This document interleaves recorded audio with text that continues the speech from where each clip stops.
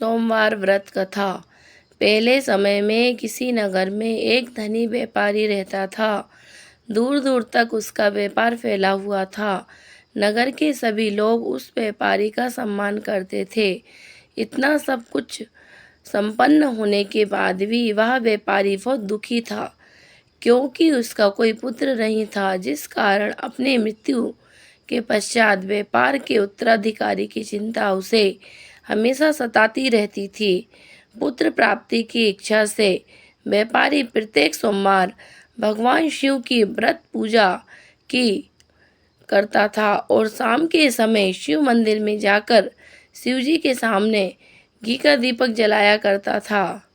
उसकी भक्ति देखकर माँ पार्वती प्रसन्न हो गईं और भगवान शिव से उस व्यापारी की मनोकामना पूर्ण करने का निवेदन किया। भगवान शिव बोले, इस संसार में सबको उसके कर्म के अनुसार फल की प्राप्ति होती है।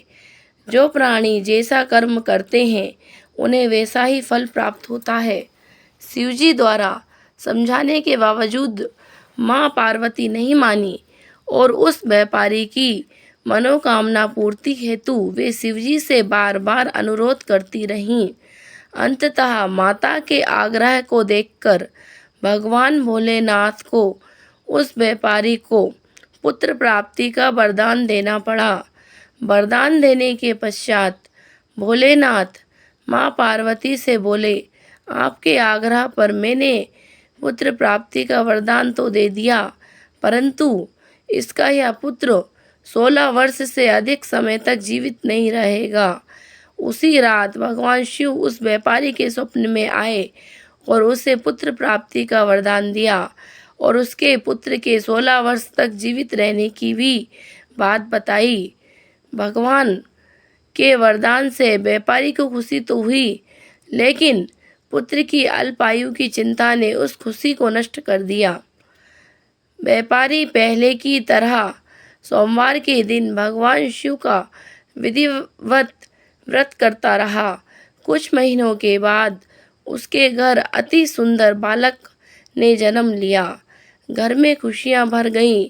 बहुत धूमधाम से पुत्र जन्म का समारोह मनाया गया, परंतु व्यापारी को पुत्र जन्म की अधिक खुशी नहीं हुई, क्योंकि उसे पुत्र की अल्प आयु के रहस्य का पता था।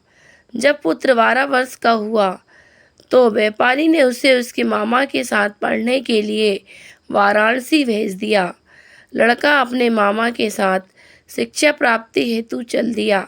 रास्ते में जहाँ भी मामा भांजा विश्राम हेतु रुकते, वहीं यज्ञ करते और ब्राह्मणों को भोजन कराते। लंबी यात्रा के बाद मामा और भांजा एक नगर में पहुँचे। उस दिन नगर के राजा की कन्या का विवाह था, जिस कारण पूरे नगर को सजाया गया था। निश्चित समय पर बारात आ गई, लेकिन वर का पिता अपने बेटे के एक आंख से काने होने के कारण बहुत चिंतित था। उसे भय था कि इस बात का पता चलने पर कहीं राजा विवाह से इनकार न कर दे, इससे उसकी बदनामी भी होगी। जब वर के पिता ने व्यापारी के पुत्र को देखा तो उसके मस्तिष्क में एक विचार आया। उसने सोचा, क्यों ना इस लड़के को दूल्हा बनाकर राजकुमारी से विवाह करा दूं। विवाह के बाद इसको धन देकर विदा कर दूंगा और राजकुमारी को अपने नगर ले जाऊंगा। वर के पिता ने लड़के के मामा से इस संबंध में बात की। मामा ने धन मिलने के लालच में वर के पिता की बात स्वीकार कर ली। लड़के को दूल्हे का वस्त्र पहनाकर राजकुमारी से विवाह कर दिया गया। राजा ने बहुत सारा धन देकर राजकुमारी को विदा किया।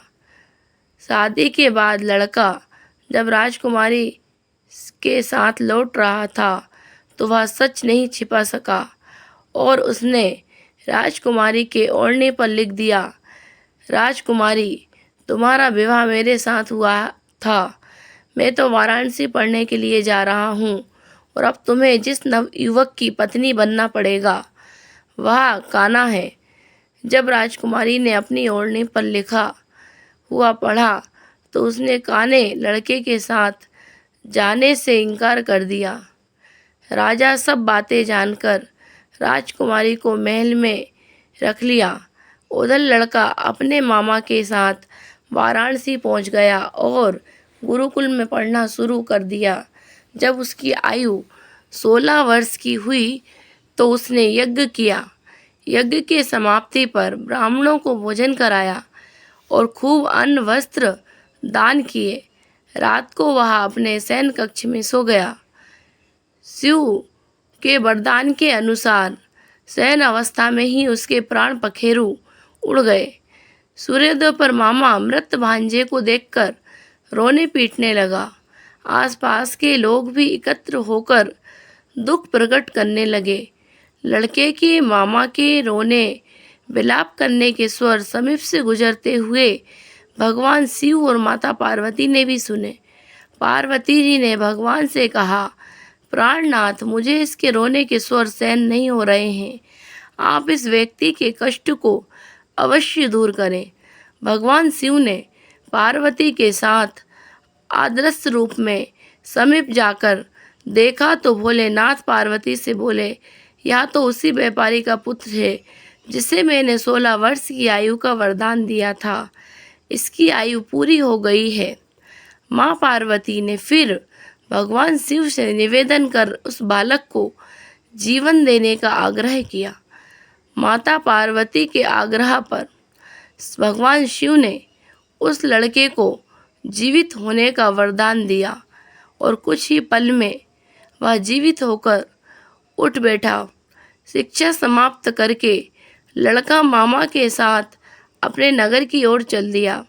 दोनों चलते हुए उसी नगर में पहुँचे जहाँ उसका विवाह हुआ था। उस नगर में भी